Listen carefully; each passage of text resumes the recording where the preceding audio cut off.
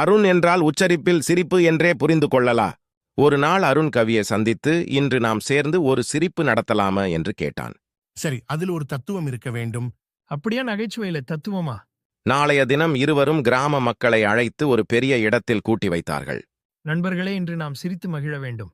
நண்பர்களே, அருண் எனக்கு ஒரு சிரிப்பை கற்றுக் கொடுத்தார். அது என்ன சிரிப்பு தெரியுமா? அவர்கள் எல்லாம் ஆவலுடன் என்ன என்று கேட்டார்கள். சிரிப்பு என்பது வாழ்க்கையின் பக்கம். ஆனால் அதில் ஒரு தத்துவமும் இருக்கிறது. அவர்கள் எல்லாம் குழப்பத்தில் ஆழ்ந்தனர். நாம் எந்த அளவுக்கு சிரிக்கிறோம் என்பதற்கு ஒரு எல்லை வேண்டும். அவர்கள் சற்று சிந்தித்தனர். எல்லை கடந்தால் அது நகைச்சுவை இல்லை, அது ஆபத்தானது. அவர்கள் எல்லாம் புரிந்து கொண்டனர். ஒரு நாள் அருண் கடவுள் மலைக்கு சென்றார். அங்கே ஒரு மாந்திரிகன் இருந்தான். அவர்கள் ஆச்சரியமாக கேட்டனர்.